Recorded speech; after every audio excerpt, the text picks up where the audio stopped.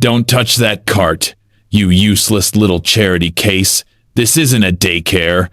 And you're not qualified to breathe first-class air. The insult explodes through the first-class cabin like a slap. Conversations die mid-sentence. A silver spoon clinks against porcelain. A woman's champagne flute trembles in her hand. Just moments ago, the cabin of the commercial airline had been serene leather seats, soft lighting, the muted confidence of people accustomed to being treated well. Now all eyes turn.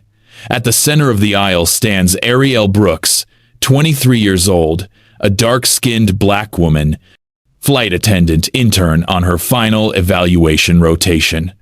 Her uniform is crisp but slightly oversized, borrowed, temporary, not yet hers.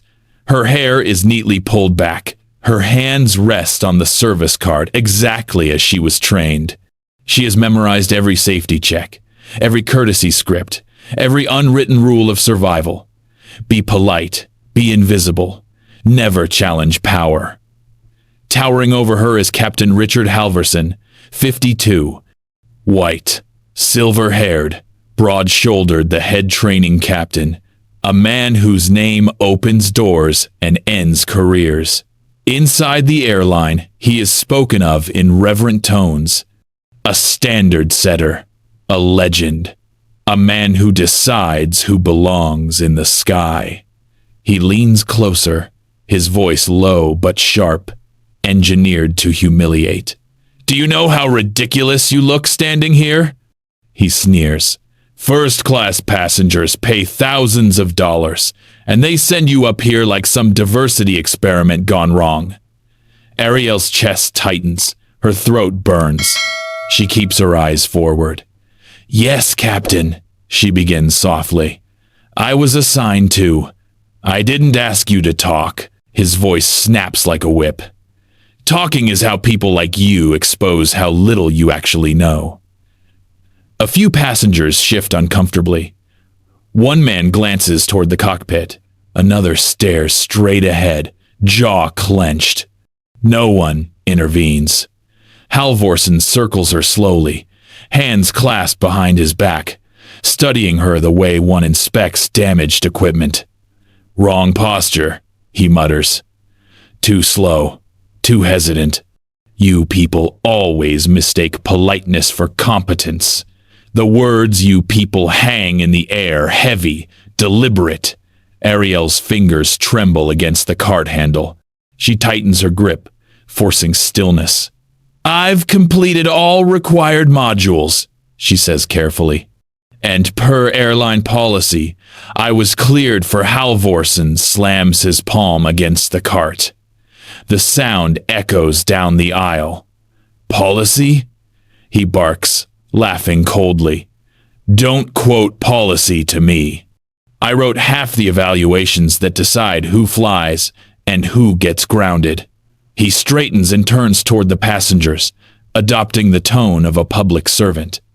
For those of you watching, he announces loudly, this is exactly why passenger rights matter.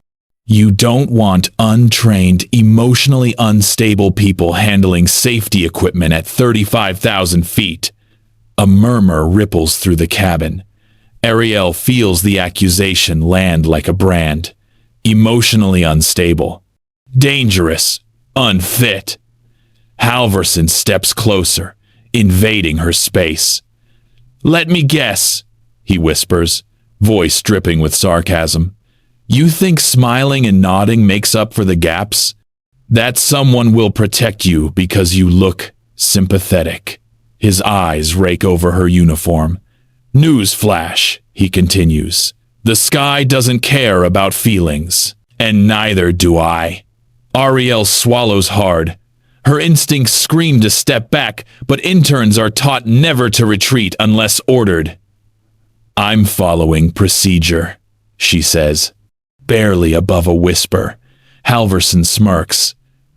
Oh, sweetheart, he says loudly now, enjoying the attention. Procedure isn't the problem. You are. He reaches forward and rips the trainee badge from her chest, the metal pin tearing at the fabric. Gasps erupt. "That's enough," he declares. "I will not risk this aircraft because someone wanted to play flight attendant for the day." Arielle's breath catches. Her heart pounds so loudly, she's sure everyone can hear it. She waits for someone, a senior attendant, a supervisor, a passenger to object. No one does. Halvorsen gestures sharply toward the jet bridge. "Evaluation terminated. You're a liability. And liabilities don't belong in first class." Then, with a cruel half-smile, "Maybe you'll do better somewhere in economy. Less pressure. More familiar." A few passengers avert their eyes. One woman bites her lip. Another man exhales sharply, as if disgusted, but says nothing. Arielle bends down, picks up the fallen badge, and holds it tightly in her palm. Her hands shake, but she does not cry. She does not plead. She does not raise her voice. She turns and walks. Each step down the aisle feels like a mile. She passes polished shoes, crossed legs, eyes that slide away from hers. The jet bridge door opens with a mechanical hiss. As she steps through, the door closes behind her. The sound is final. Absolute. She stands alone in the corridor, badge pressed into her skin, heart racing, not with rage, but with something colder, clearer. Inside the cabin, Halvorsen exhales, satisfied. Another problem erased. Another file he can rewrite. What he doesn't know is that silence does not mean surrender. It means memory. The Lord is close to the brokenhearted and saves those who are crushed in spirit. Psalm 34, 1, 8. Arielle lifts her head, shoulders squared, eyes steady. They think they've ended her story. They have no idea they've just walked into it. If you have ever been humiliated at work, stripped of dignity by power, or silenced because of who you are, then what happens next with Arielle will make you hold your breath. Don't forget to like and subscribe. And stay with Dignity Voices to follow what quiet endurance does to loud corruption. Because the steps the captain takes next to bury her will expose the entire system that's been protecting him. The jet bridge door seals with a plock, hydraulic sigh, and the aircraft pulls back from the gate without her. Arielle stands motionless in the corridor, the badge clenched in her palm, its sharp pin biting into her skin. The sound of rolling luggage and boarding announcements fades into a distant hum. Around her, the terminal continues as if nothing has happened, as if a career hasn't just been crushed in public. Inside the aircraft, Captain Halvorsen doesn't look back. He straightens his jacket, already shifting from spectacle to strategy. "Let's move," he says calmly to the lead attendant. "We're behind schedule. No one argues." The cabin crew disperses, returning to their stations with mechanical obedience. The passengers settle back into their seats, discomfort dissolving into silence. The plane taxis forward, and the machine begins to work. Halvorsen enters the cockpit and closes the door with practiced ease. The moment it clicks shut, his expression changes, the performance drops. He exhales once, then reaches for the intercom. "Training irregularity resolved," he says evenly. "Log it as non-compliance." The co-pilot hesitates. "Just a fraction. Sir, should we log it?" Halvorsen's tone hardens. She froze under pressure. Safety risk. End of discussion. He turns to the onboard tablet, already editing the preliminary evaluation report. His fingers move fast, confident. He's done this before.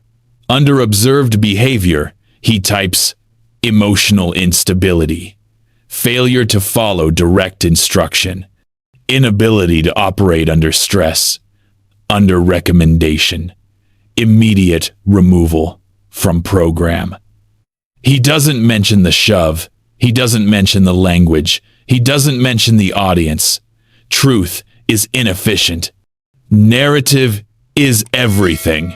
In the terminal, Arielle finally exhales. Her legs feel hollow. She leans against the wall, steadying herself as a pair of senior attendants pass by without acknowledging her. One glances at the badge in her hand, then looks away. She walks toward the staff elevator, the one interns are told to use when they're no longer needed. Inside, her reflection stares back at her in the brushed metal wall. Her face is composed, too composed. Her eyes burn, but no tears fall. She presses the button. Back in the air, Halvorsen initiates Phase 2. He opens a private channel on the crew network and sends a brief message to 3 senior staff members, people who owe him their positions. Intern removed for safety violation. Maintain consistency in reports. Minutes later, confirmations return. Understood. Logged. Handled. He smiles faintly. The system loves clarity. In the cabin, the lead attendant approaches the galley where Arielle had been stationed earlier. The cart is still there, slightly askew. For a moment, she hesitates, then straightens it, erasing any physical trace of what happened. A younger attendant whispers, "That didn't feel right." The lead attendant stiffens. "Don't," she says quietly. "You want to fly, don't you?" The whisper dies. By the time the plane lands, Halvorsen's version of events is already solidifying. HR receives a flag notification. Training oversight is copied. A pre-formatted email is drafted before anyone asks questions. Subject: intern termination safety concern. The language is clean, professional, impersonal. Arielle Brooks becomes a case number. She is summoned the next morning. The room is small, windowless, designed to feel neutral, as if neutrality itself could absolve cruelty. 2 administrators sit across from her. A tablet lies face down between them. "Do you understand why you were removed from the flight?" one asks gently. Arielle meets her eyes. "Yes," she says. The woman nods, relieved by compliance. "You displayed hesitation during a critical service window," the other adds. "Captain Halvorsen determined you posed a risk." Arielle's jaw tightens. "I followed every instruction given," she says calmly, including remaining silent. The administrators exchange a look. Multiple reports indicate otherwise. The first replies, "Multiple? Already?" Arielle understands then. This isn't a meeting. It's a formality. That afternoon, Halvorsen meets with an executive liaison over coffee in the terminal lounge. "Another one?" the man asks casually. Halvorsen shrugs. "Better to cut early than clean up later." The liaison chuckles. "You always say that." Halvorsen smiles, but his eyes stay cold. "Standards matter," he says. "Especially optics." What neither of them knows is that Arielle is sitting alone that night in her apartment. Laptop open, the badge resting beside her. Interns are required to submit a final reflection within 24 hours of removal. It's framed as a wellness exercise, a place to process disappointment. She stares at the blank screen for a long time. Then she begins to type. Not how she felt. What happened. Timestamps. Positions. Exact phrases. The order of events. She writes without adjectives. Without accusation. Without anger. Just facts. She uploads the document, clicks submit, and the system, the same one Halvorsen trusts to erase, quietly flags it. 2 floors above him, an ethics monitor lights up. For the first time in years, a file does not match. Halvorsen boards his next flight, confident, composed, untouchable. He believes the intern is gone. He believes the narrative is sealed. He does not hear the quiet click of a system switching modes. And somewhere deep inside the airline's architecture, a record is opened that will not be closed. The email hits at 6:02 a.m. Arielle reads it standing in her kitchen, barefoot on cold tile, the kettle screaming behind her. The subject line is polite, clinical, irrevocable, final determination training, discontinuation. She doesn't open it right away. She already knows what's inside. By the time she sits down, the kettle has boiled dry. The letter is brief.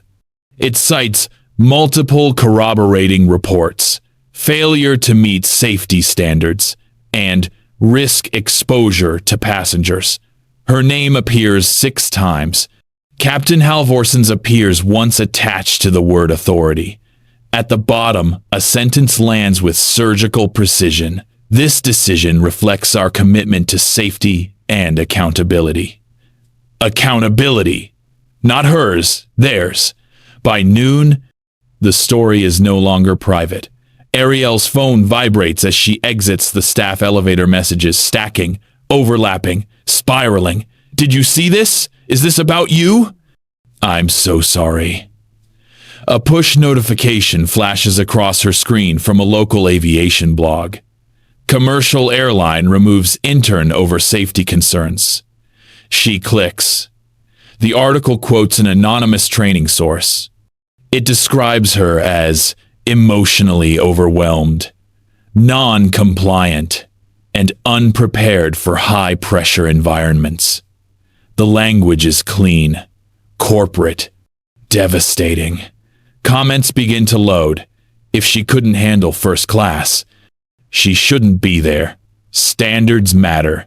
Safety over feelings. Arielle locks the phone and presses it to her chest. This is the part they never teach you.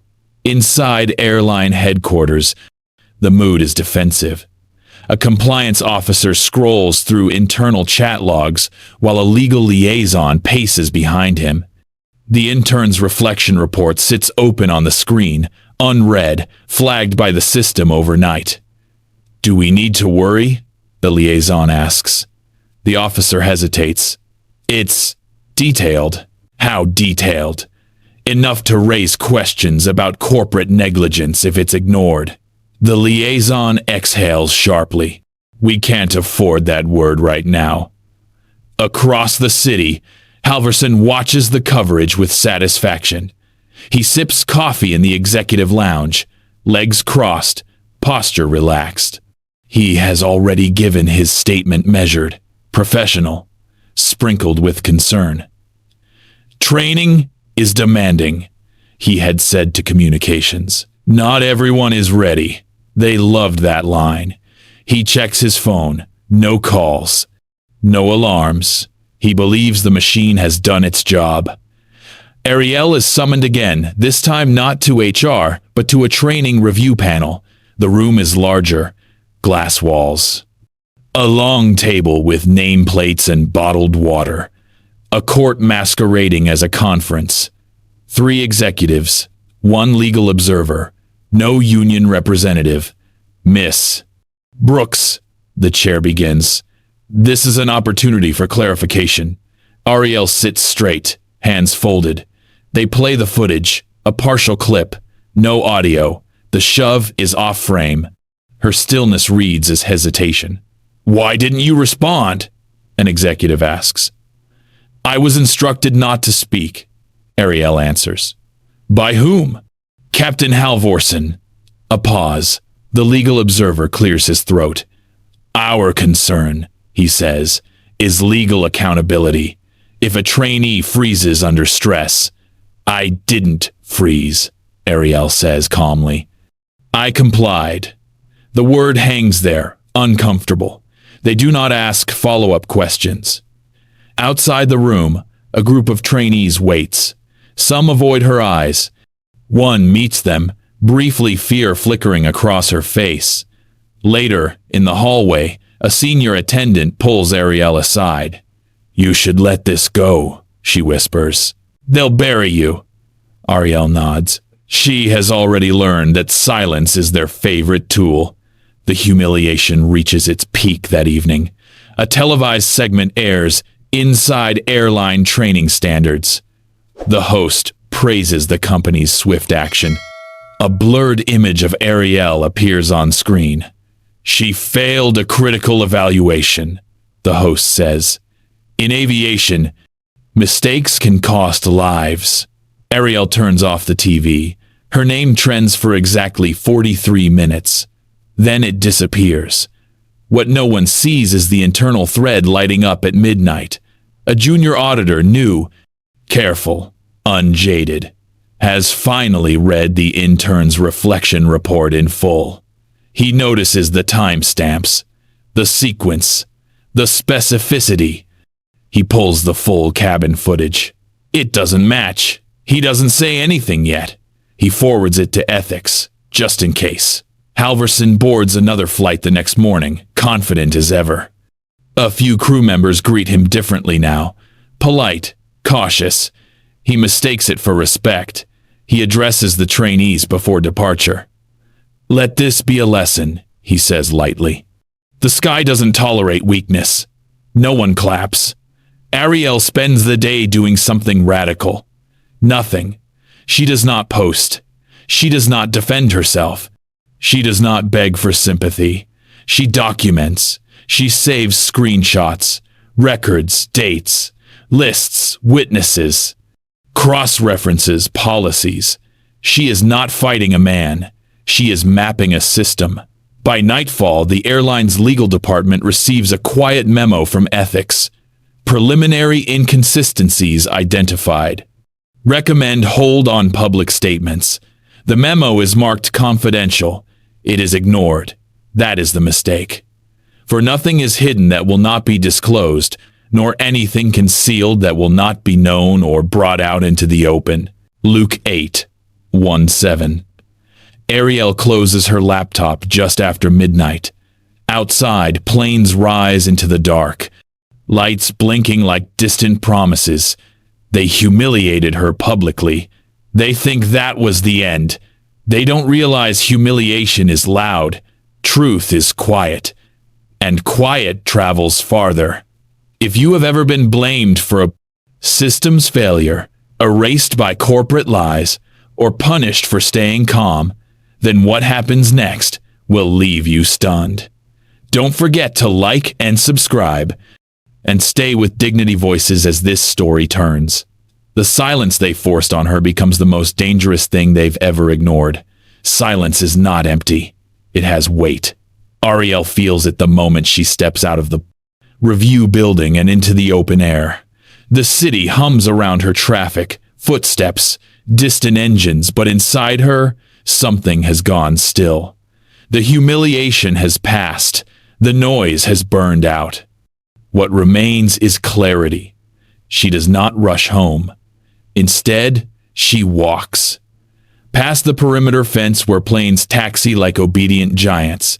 Past the training hangar with its glass walls and motivational banners. She studies everything now, not as an intern hoping to belong, but as a witness measuring truth. Inside airline headquarters, the mood is tense but controlled. The kind of tension executives prefer contained, documentable, manageable. A meeting convenes without her. A long table, polished wood, bottled water untouched. The legal liaison clears his throat. "We need to be aligned," he says. "Public narrative first. Ethics flagged inconsistencies," someone offers. "Ethics flags everything," another replies. "That's their job." A pause. "What's our exposure?" the liaison asks. "Minimal," says a vice president. "One intern, no injury, no lawsuit."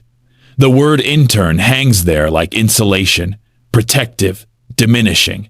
They agree to proceed. Across town, Arielle sits at her small desk as dusk settles. The lamp casts a tight circle of light. She opens her laptop and reopens the reflection report she submitted, the one she assumes has already been dismissed. She reads it again, not for validation, but for accuracy. She adds nothing. She corrects one timestamp. She attaches a single file. A screenshot of the training schedule that placed her in the first-class cabin at that exact time. Then she closes the document. She has learned something crucial in the last 48 hours. Urgency belongs to those who are afraid. She is not afraid anymore. Captain Halvorsen senses the shift before he understands it. On his next training flight, the cabin feels different, quieter. Crew members respond promptly but without warmth. Trainees avoid eye contact. He mistakes it for nerves. In the cockpit, he notices a delay in clearance updates. Minor. Probably coincidence. He dismisses it. He has survived worse. The ethics monitor opens a file late that night. The junior auditor, careful, methodical, lays out the discrepancies in a private memo. He does not accuse. He aligns facts. He notes patterns. He references prior anonymized complaints with similar phrasing. He sends the memo up one level. It stops there. For now. Arielle sleeps deeply for the first time in days. She wakes before dawn, not with dread, but with purpose. She prints documents, policies, training guidelines. Her evaluation criteria highlighted where language allows subjective interpretation. She circles phrases like professional judgment and instructor discretion. Discretion is where abuse hides. She assembles everything into a simple folder. She does not email it. She waits. At headquarters, the legal liaison receives a call he doesn't like. Ethics wants a temporary hold on further trainee removals, the voice says. Why? Pattern review. He rubs his temple. This again. He authorizes a delay 3 days, just enough to look cooperative. He believes time is still on their side. Halvorsen is called into a brief check-in. Nothing formal. Just coffee. Just a tone. Any concerns about recent evaluations? The executive asks casually. None, Halvorsen replies. Standards are standards. The executive nods, watching him carefully. Of course. They part with smiles. Halvorsen doesn't notice the absence of reassurance. Arielle receives an unexpected message that afternoon. Can we talk? Lena, another trainee, the one who had looked at her in the hallway. They meet at a quiet cafe near the airport. Lena's hands shake as she stirs her drink. I saw what happened, she says. I didn't say anything. Arielle nods. I know. There were others, Lena whispers. Before you. Arielle listens.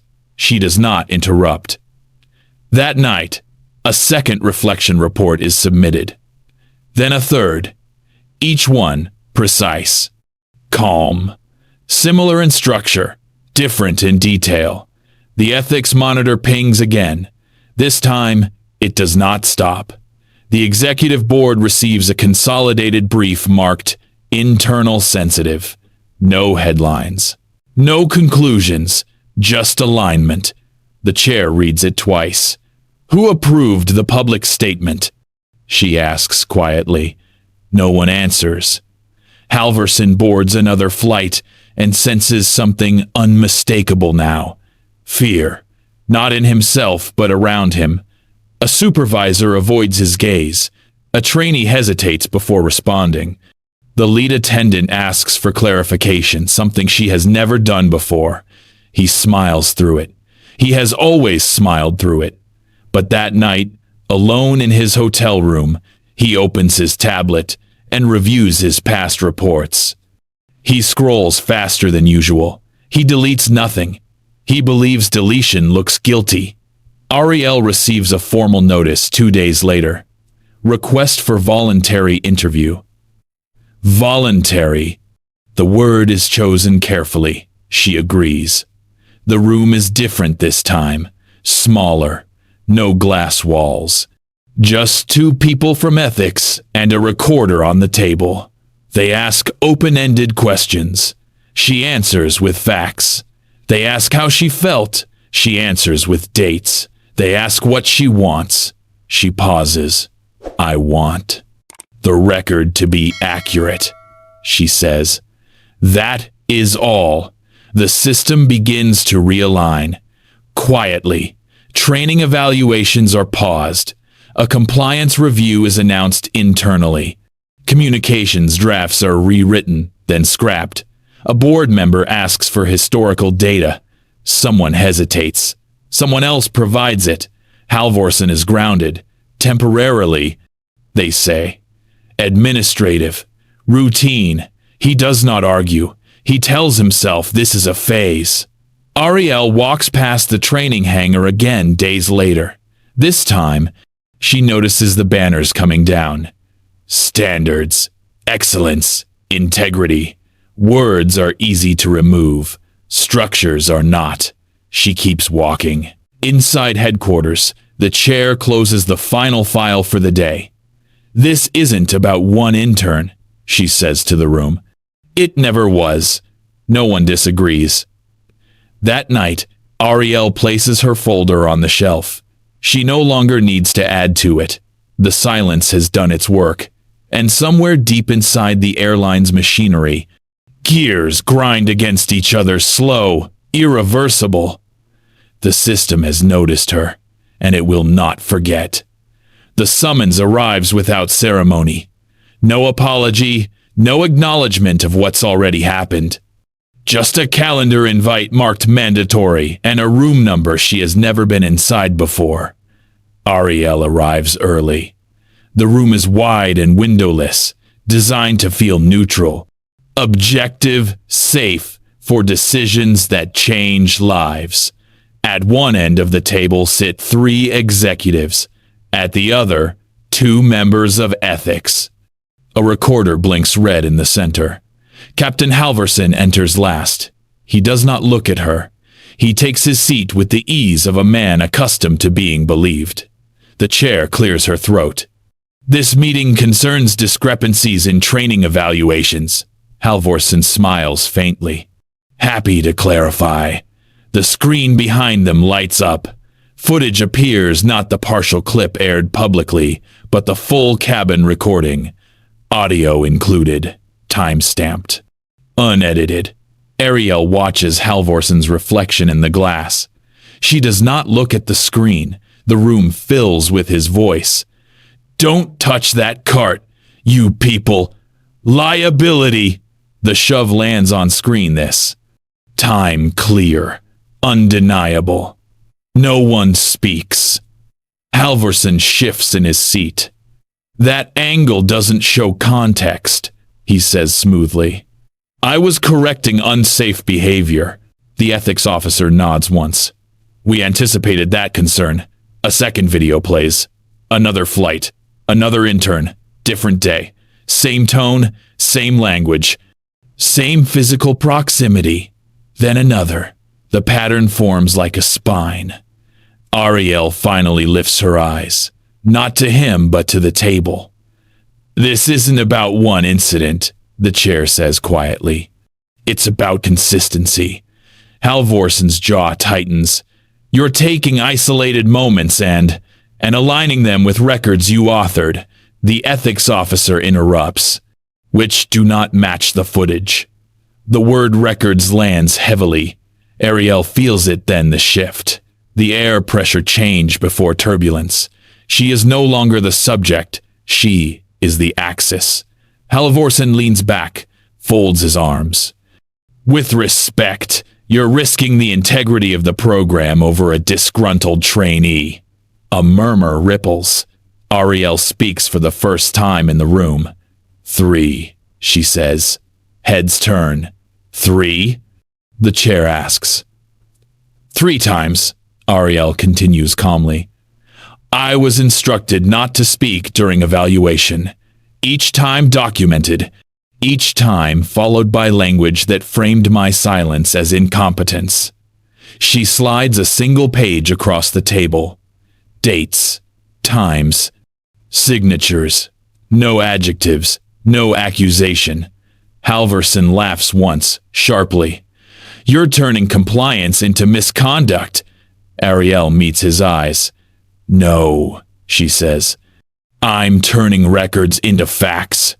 Silence swells. The chair exhales slowly. Captain, did you instruct trainees to remain silent during corrective action?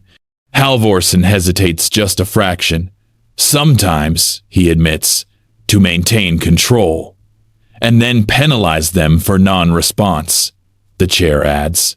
Halvorsen says nothing. That is the reveal. Not a badge, not a title, not power claimed, truth aligned. The meeting breaks, not adjourned, recessed. Halvorsen is asked to remain. Arielle is asked to wait. Outside. She sits alone in the corridor, hands folded, breathing evenly. Through the wall, voices rise and fall, controlled, urgent, afraid. Minutes stretch, an hour passes. When the door opens again, the chair steps out. Miss Brooks, she says, voice steady. Thank you for your patience. She gestures toward the room. We need you back inside. Halvorsen is standing now, not seated, not smiling. The recorder blinks again. The chair addresses the room. Effective immediately, Captain Halvorsen is relieved of all training authority pending investigation. Halvorsen's face drains of color. This is premature, he snaps. You're making a mistake. The ethics officer doesn't look up. The mistake was allowing discretion without oversight. Halvorsen turns toward Arielle, anger breaking through the polish. You think this makes you important? He snarls. You think you've won? Arielle holds his gaze. I think the record matters, she says. That is all. The consequences ripple outward. Training flights are grounded. Evaluations suspended. An internal audit is launched. A memo goes out to all staff, carefully worded. Impossibly late. The media doesn't know yet. The airline does. In the days that follow, more footage surfaces, more reports. More silence broken. Halvorsen's name disappears from schedules, then from directories, then from memory. Arielle is called back one final time. This meeting is different. No recorder, no tension. We owe you an apology, the chair says. Not for what happened, but for how long it took us to see it. Arielle nods. We're rebuilding the program, another executive adds, with safeguards, oversight. Arielle listens. They ask if she wants to return. She pauses. Yes, she says. On record. That night, alone, she opens her laptop and closes a file she has carried for weeks. She does not delete it. She archives it. Some things must remain.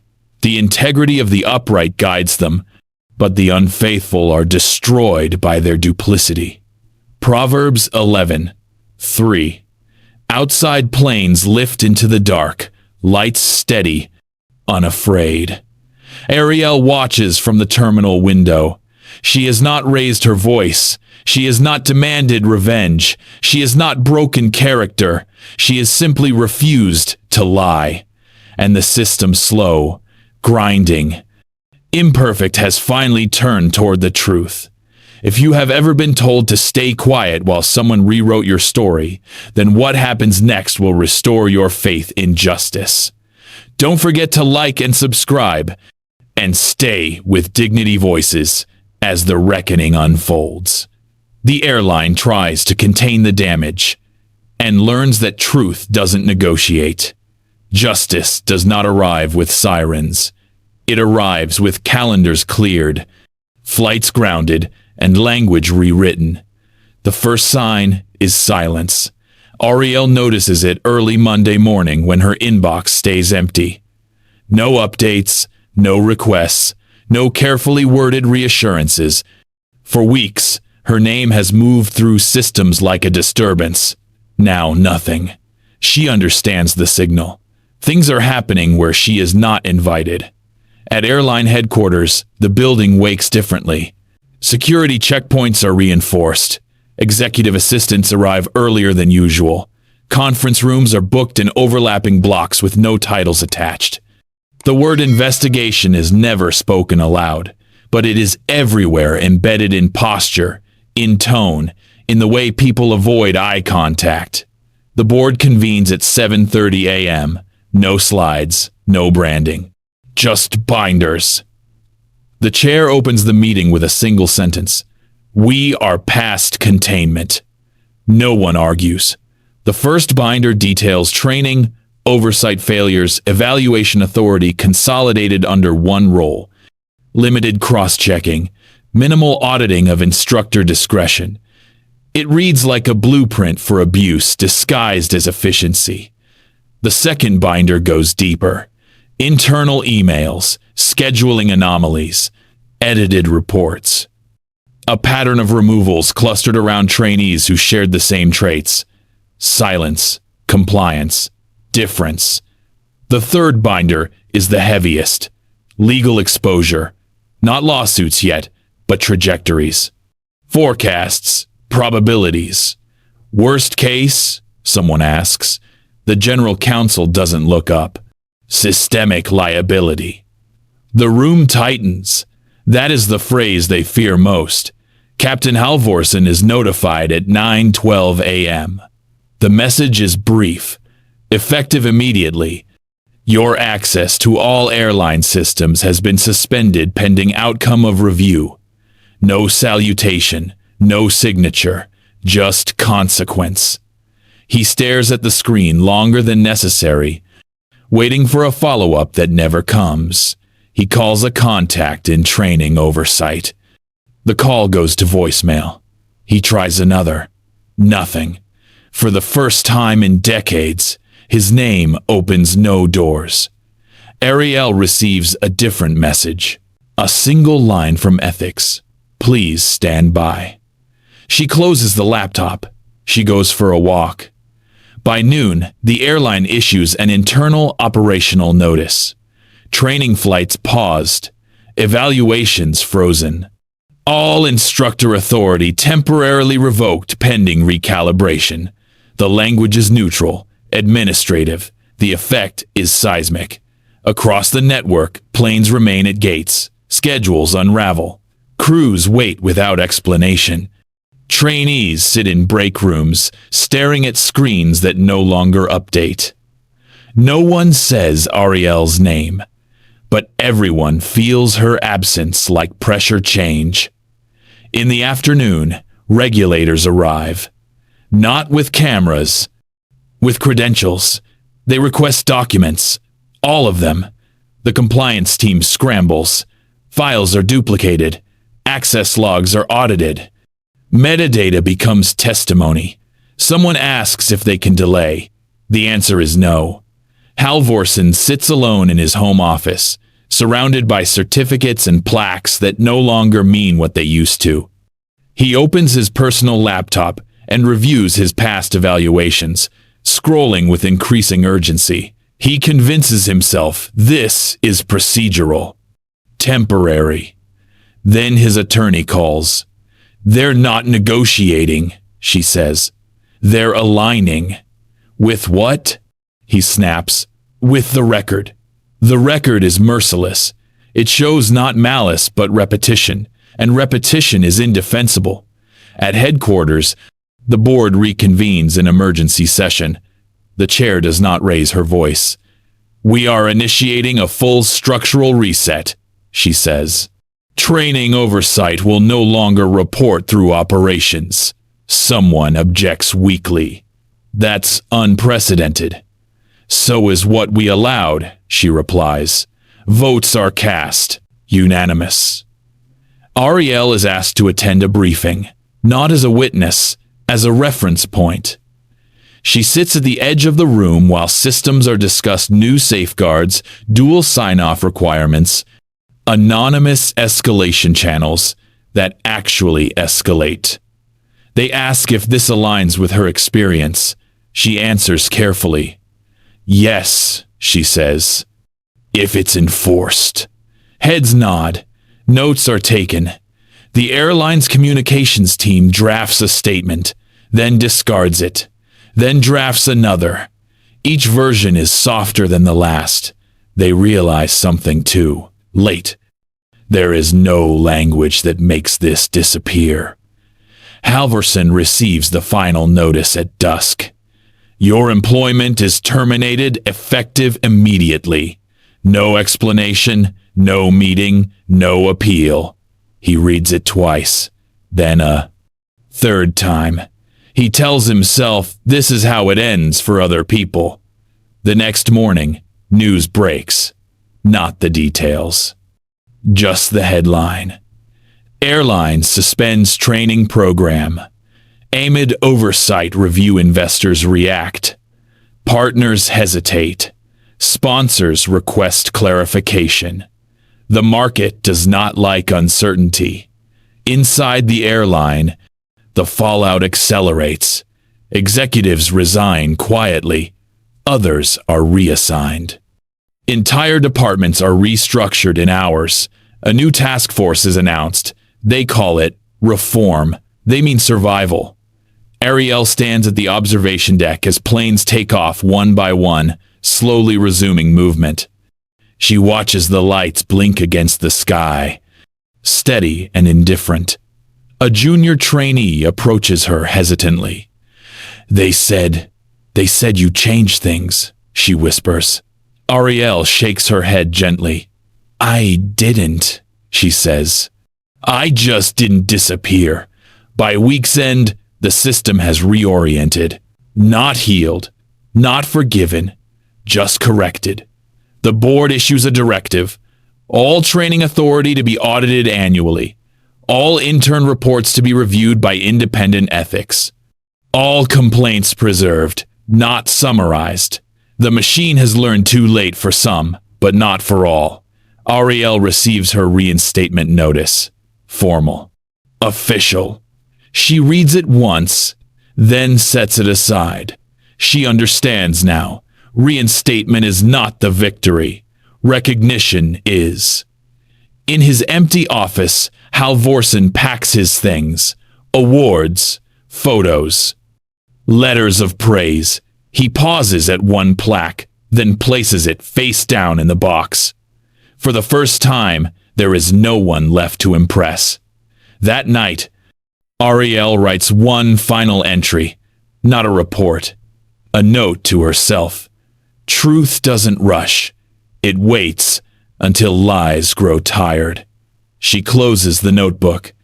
Outside, a plane lifts cleanly into the dark, unburdened. Justice did not arrive with applause. It arrived with alignment.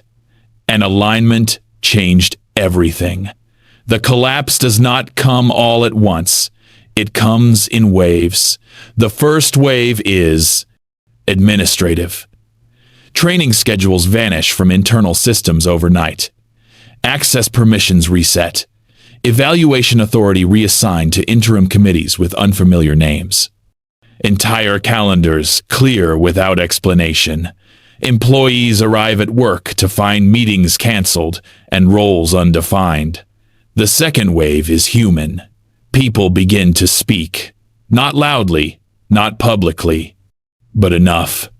Arielle notices it in small ways first. A message from a former trainee she's never met. I thought it was just me. Another from someone who had resigned quietly 2 years earlier. Thank you for not letting them erase this. She reads each one carefully, then closes the inbox. She has learned that attention can distort truth as easily as silence can bury it. Inside headquarters, the board meets again, this time with outside observers present. The chair opens with a blunt assessment. We are not addressing a personnel issue, she says. We are addressing a culture. A consultant presents a timeline. Complaints received, minimized, reclassified, archived, patterns highlighted in gray. The screen fills with repetition. Someone asks how it went unnoticed. No one answers. The legal team presents projections. Not dramatic, not speculative. Conservative. Settlements. Likely. Regulatory oversight. Guaranteed. Brand trust. Diminished. This isn't a PR crisis, the general counsel says quietly. It's structural failure. The phrase lands harder than any accusation. Structural failure means no single scapegoat. It means responsibility diffused and therefore unavoidable. The third wave arrives through the Philiocean media. A follow-up story breaks, not sensational, not inflammatory, just detailed. Former trainees interviewed anonymously, language consistent, experiences aligned. A headline appears, restrained but devastating. Pattern emerges in airline training. Removals investors notice. Partners pause. Silence, once protective, becomes radioactive.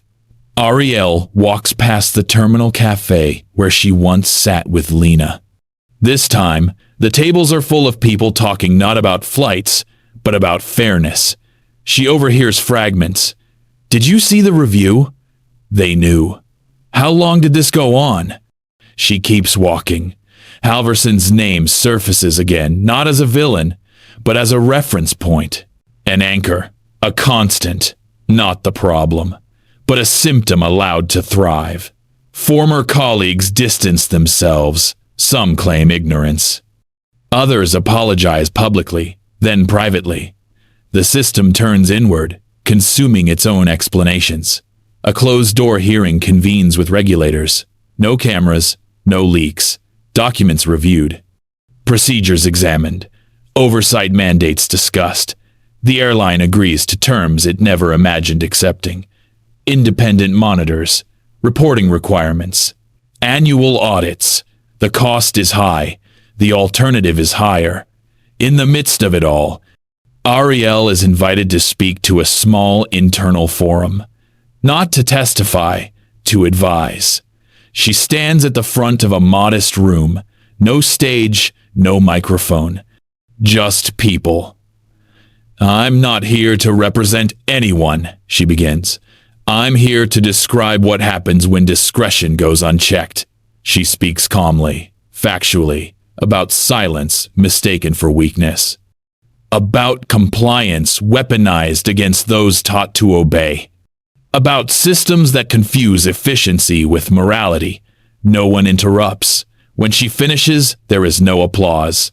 Only notes being taken. That night, she opens her Bible, not out of habit, but necessity. She reads slowly, letting the words settle where the noise once lived. For the Lord loves justice and does not forsake his faithful ones. Psalm 37:28. The verse does not promise comfort. It promises endurance. The fourth wave is internal reform. Entire departments restructured. Reporting lines redrawn. Language removed from manuals. Phrases like instructor discretion and subjective assessment replaced with standards that require witnesses, documentation, and review. Some employees resist. Most do not. The old system protected a few, the new one protects many. Halvorsen watches it all from the outside. His appeals stall. His former allies are unreachable. His reputation, once untouchable, now exists only as context. He tells himself he was enforcing standards. But standards, stripped of silence, begin to look like cruelty. Arielle returns to headquarters one final time. Not as an intern, not as a symbol, as a participant. She signs paperwork, receives confirmation, collects a badge new, permanent, unremarkable. As she turns to leave, the chair stops her. I hope you know, she says. This wasn't your responsibility. Arielle nods. I know, she replies. But it was my experience. They part without ceremony. Outside, the airport moves on. Planes land. Planes depart. But something subtle has changed. Posters once celebrating speed and prestige now emphasize care, safety, accountability. The language is quieter, more honest. Weeks later, an internal memo circulates. No fanfare, no names, just a sentence near the end. All future concerns raised by trainees will be reviewed by independent oversight without retaliation. It is not justice, but it is a beginning. Arielle sits alone on a bench near the observation deck, watching the lights trace paths across the runway. She thinks of those who left before the system noticed, those who absorbed harm quietly and disappeared. She thinks of the cost of being the first to remain. Her phone buzzes with a final message from Lena. I stayed. It's different now. Arielle closes her eyes briefly. Different is enough. She opens the Bible again, reading a passage she once skimmed past. He has shown you, O man, what is good. And what does the Lord require of you but to do justly, to love mercy, and to walk humbly with your God? Micah 6:8. Justice, mercy, humility. Not one without the others. The system does not apologize publicly, not yet, but it corrects. And correction in institutions is repentance in motion. As dusk settles, Arielle stands and adjusts her jacket. The badge catches the light, nothing special. Just metal and plastic. She does not need it to mean more. She walks toward her next assignment, footsteps steady, unhurried. Behind her, the airline continues to change, slowly, imperfectly, irrevocably. The collapse has finished. What remains is rebuilding, and this time, the silence listens. A year passes without ceremony. No countdown, no anniversary posts, no speeches. The airline learns that time, not spectacle, is the only way to rebuild what trust once covered. Routes reopen, schedules stabilize, new faces replace old titles. The work becomes quiet again, different from silence, heavier than noise. Arielle returns to the airport on a gray morning, the kind that feels honest. The terminal smells of coffee and clean floors. Screens flicker with departures that now run on time. She moves through the crowd without urgency, uniform pressed, wings set straight. Nothing about her announces victory. That's the point. Near the windows, where runways stretch like pale rivers, a small meeting unfolds behind glass. Executives sit with folders closed, hands folded. There is no press. The words inside those folders have already done their work. The settlement agreement had been signed weeks earlier, carefully, deliberately. It did not erase harm. It acknowledged it. Funds set aside for restitution, commitments written into policy, independent oversight guaranteed for years, not months. The agreement did what apologies alone never could. It bound promises to consequence. Later came the executive apology. It wasn't perfect. It never is. But it was public, specific, and unguarded by qualifiers. The airline named the failures it once softened. It named the people it once diminished. It didn't ask for instant forgiveness. It asked for time. That mattered. The internal work followed, less visible, more difficult. Reputation management shifted from slogans to audits, from campaigns to conduct. Every department learned that image is not created by words, but by patterns repeated when no one is watching. Brand accountability became a line item in meetings where it used to be a footnote. Arielle had watched all of it from the edge, present but not centered. She never asked to be the face of reform. She never needed to be. Systems do not change because one person is elevated. They change because many people are protected. She walks now toward gate C-17, the same gate where she once stood without a badge, palms burning, throat tight. The sign has been replaced. The chairs are new. The carpet is darker. The echo is the same. A trainee passes her, nervous, eager, whispering questions into a phone. Arielle smiles without stopping. She recognizes the posture, the careful hope of someone about to learn the rules. She hopes the rules will be kinder now. At the window, a plane taxis into position. Engines hum, steady and patient. Arielle rests her hand on the rail and watches the lights blink, then align. This is what systems look like when they work. No drama, no heroics, just motion that carries people safely where they need to go. A memory rises of a voice sharpened to humiliate, of a badge torn free. She lets it pass. Memory can be honored without being invited to stay. A message buzzes on her phone. A short one. "We're ready when you are." "Ethics," she replies with a single word. "Proceed." Not because she needs closure, because others deserve protection. Behind her, footsteps pause. The chair of the board stands a respectful distance away. "I wanted to thank you," she says. "Not for the outcome, but for how you chose to move through it." Arielle nods. "I didn't choose the harm," she replies. "I chose the record." The chair smiles, relieved by the simplicity. "We'll keep choosing it, too." They part without ceremony. At boarding, Arielle takes her position. She checks the cabin with a practiced eye. A child presses his face to the window. A woman adjusts a jacket, breath held. A man closes his laptop and exhales. All of them trust the unseen. She makes the announcement calmly, voice level, unadorned.